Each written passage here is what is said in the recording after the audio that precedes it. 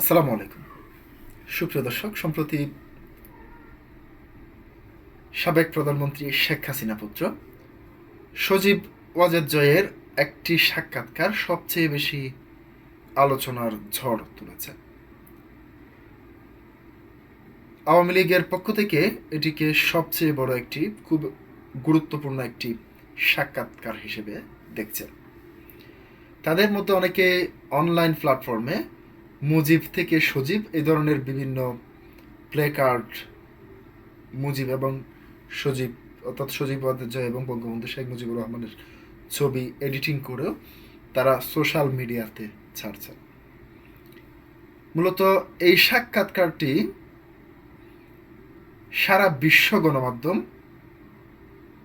প্রচার করেছে এবং সেই গণমাধ্যমে সেই সাক্ষাৎকারে ভিডিও সাক্ষাৎকারে কি বলেছেন সে বিষয় নিয়ে আজকে আমি আলোচনা করব।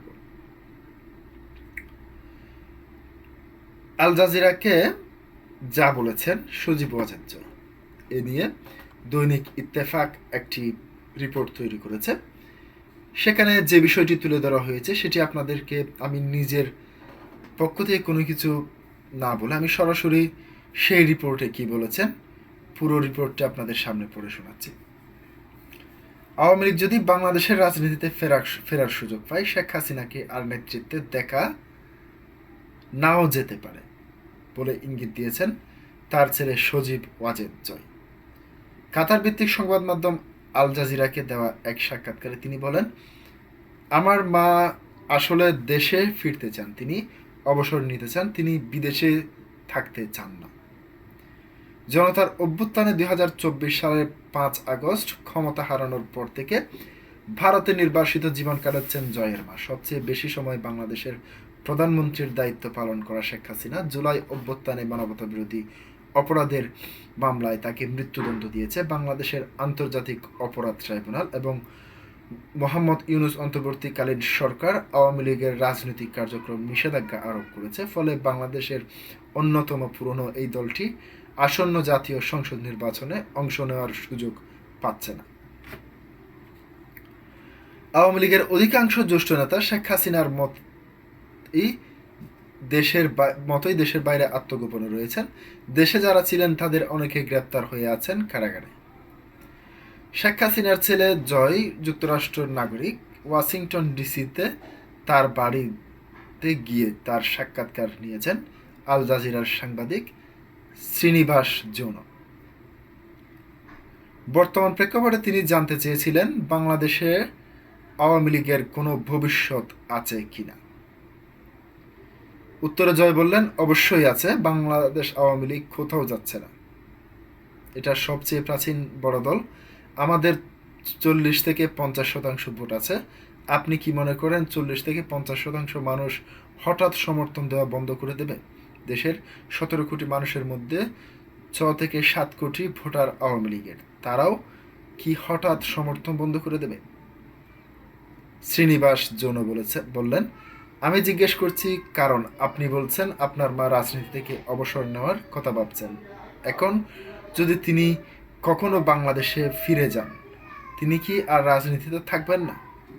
উত্তরে জয় বললেন, না, তার বয়স হয়েছে 78 বছর বয়স, এমনিতেই এটা তার শেষ মেয়াদ হতো, তিনি অবসর নিতে চাচ্ছেন। শ্রীনিবাস যৌন তখন প্রশ্ন করেন, তাহলে এটাকে কি হাসিনা যুগের সমাপ্তি বলা যায়? শেখ হাসিনার ছেলে জয় বললেন, সম্ভবত তাই। আল জাজিরা সাংবাদিক আরও প্রশ্ন করেন, তাহলে আপনি বলছেন যে আওয়ামী লীগ যদি আবার বাংলাদেশের রাজনীতিতে ফেরার সুযোগ পায়, তাকে শেখ হাসিনাকে ছাড়াই সেটা হবে? জয় বললেন, হ্যাঁ, আওয়ামী লীগ একটি রাজনৈতিক দল, এটা সবচেয়ে পুরনো দল, 70 বছর ধরে তাকে শেখ হাসিনার সঙ্গে নিয়ে অথবা তাকে ছাড়াই এই দল চলবে, তিনি কেউ তো চিরদিন বেঁচে থাকে না। নিয়তির পরিহাস। শেখ হাসিনার দল আওয়ামী লীগের অধীনে 15 বছর যে 3টি নির্বাচন হয়েছে তার সবগুলোই নানা অভিযোগের প্রশ্নবিদ্ধ হয়।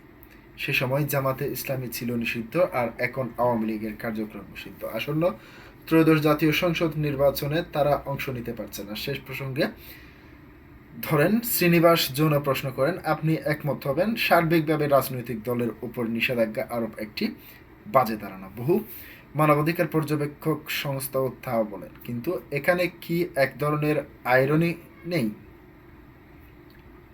আপনি যখন কারচুপির নির্বাচন ও অনিয়মের অভিযোগ করেন, ঠিক সেই অভিযোগ তো বছরের পর বছর ধরে আওয়ামী লীগের বিরুদ্ধে উঠে আসছে।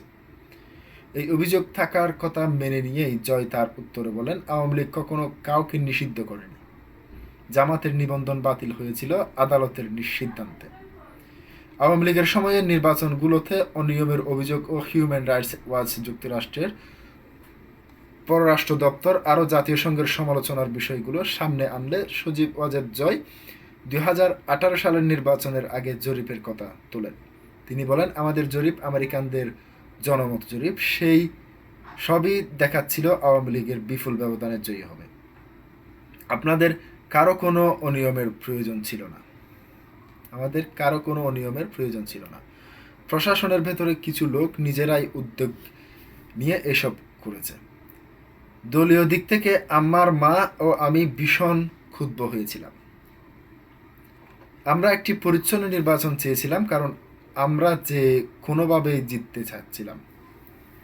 আমাদের জনমত জরিপ, আমি নিজেই আমাদের দলের জন্য জরিপ পরিচালনা করি। আমরা 300 আসনের মধ্যে 160টি আসনের জরিপ করেছিলাম, যেগুলো ছিল মূল প্রতিদ্বন্দ্বিতার ক্ষেত্র, এবং 160টি আসনে আমাদের সর্বনিম্ন জয়ের ব্যবধান ছিল 30%। তাই কোনোভাবেই এর প্রয়োজন ছিল না।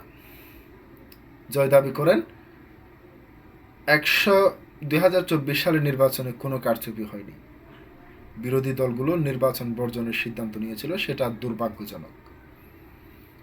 সহিংসতার হুমকি ও হাদি হত্যা।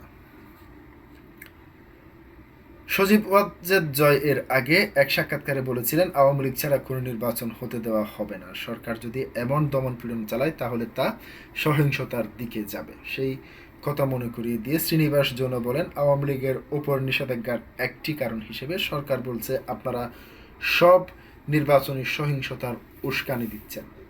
আর সেটি কি সত্যি নয়? কারণ কি আপনি সাক্ষাৎকারে বলেছেন? জবাবে জয় বললেন, দেখুন, যখন কাউকে একেবারে কোণঠাসা করে ফেলা হয় তখন আর কি হবে? আমরা সহিংসতা চাই না, আমাদের তো প্রতিবাদ করতে দেওয়া হচ্ছে না। তাহলে এই মুহূর্তে আওয়ামী লীগ কি সহিংসতা করছে?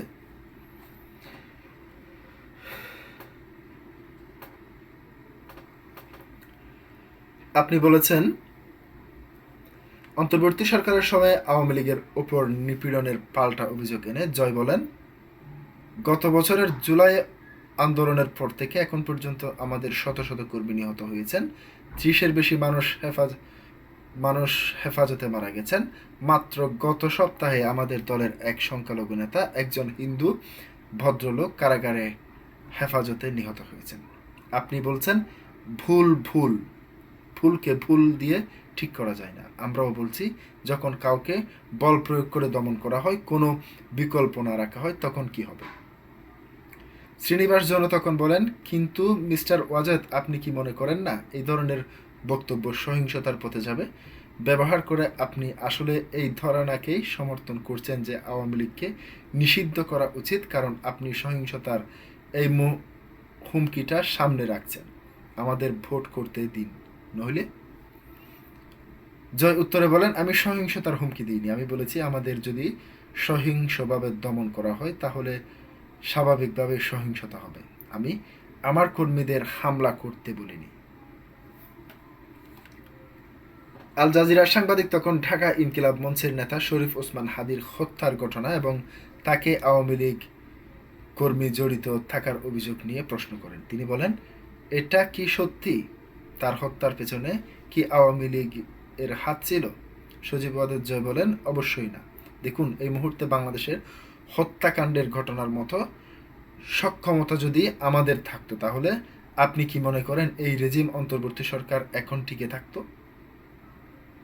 শেখ হাসিনার ছেলে দাবি করেন, যদি হাদি হত্যার পেছনে আওয়ামী লীগ নেই, এমন সহিংস লোকজন আওয়ামী লীগের নেই, হয়তো অন্য সংগঠনের থাকতে পারে। শেখ হাসিনার ছেলে দাবি করেন, হাদি হত্যার পেছনে আওয়ামী লীগ নেই, এমন সহিংস কোনো আওয়ামী লীগের নেই, হয়তো অন্য কোনো সংগঠনের থাকতে পারে। হাদি গুলি করার জন্য যাকে দায়ী করা হচ্ছে সেই ফয়সাল করিম মাসুদ ছাত্রলীগের রাজনীতির যুক্ত ছিলেন বলে পুলিশের ভাষ্য। মামলার অভিযোগপত্রে বলা হয়েছে আওয়ামী লীগের কড়া সমালোচক ছিলেন হাদি, সে কারণেই তাকে হত্যা করা হয়। এটি ছিল রাজনৈতিক প্রতিশোধের ঘটনা। এ বিষয়ে দৃষ্টি আকর্ষণ করে জয় বলেন, শুটারকে তার আমি জানি না। এ বিষয়ে অনেক নাম সামনে এসেছে, তারা এমন অনেকের নাম বলেছে যাদের এর সঙ্গে কোনো সম্পর্ক নেই। আমাদের ছাত্র সংগঠনগুলোর কথা যদি বলেন, বিশেষ করে আমরা যখন সরকারে ছিলাম তখন এর সঙ্গে অসংখ্য তরুণ যুক্ত ছিল। সে ফয়সাল কি সত্যি যুক্ত ছিল? কতটা যুক্ত ছিল? তার কি কোনো পদ ছিল? সব কিছু দায় তারা আওয়ামী লীগের ওপর চাপাচ্ছে। শ্রীনিবাস তখন বলে, কিন্তু এই ধারণা করা যুক্তিসঙ্গত নয় মিস্টার ওয়াজেদ, কারণ এদিকে আপনি সহিংসতার সম্ভাবনা, সহিংসতার হুমকির কথা বলেছেন, আর অন্যদিকে বাস্তবেই একটি সহিংস ঘটনা ঘটেছে। জয় তখন বলেন, তার প্রতিহিংসার কথা এসেছে প্রতিবাদ থেকে। আপনি কি বাংলাদেশের আওয়ামী লীগের রাস্তায় নামতে দেখেছেন? সেটাই তো হচ্ছে না। আমাদের 10,000-এর বেশি মানুষ কারাগারে, আমরা যখনই প্রতিবাদ করার চেষ্টা করছি তখনই সবাইকে গ্রেপ্তার করা হচ্ছে। তাই আওয়ামী লীগ কোনোভাবে সহিংসতার সঙ্গে জড়িত নয়। এখন আমাদের প্রচারণা হলো এই কারচুপি পূর্ণ নির্বাচনে মানুষ যেন ভোট না দেয়, আমরা সেটাই করছি। প্রিয় দর্শক, পুরো সাক্ষাৎকারটি যতটুকু দৈনিক ইত্তেফাক প্রকাশ করেছে ততটুকুই আপনাদের সামনে তুলে ধরলাম। পরবর্তী ভিডিও পাওয়া পর্যন্ত ভালো থাকুন, সুস্থ থাকুন। আল্লাহ হাফেজ।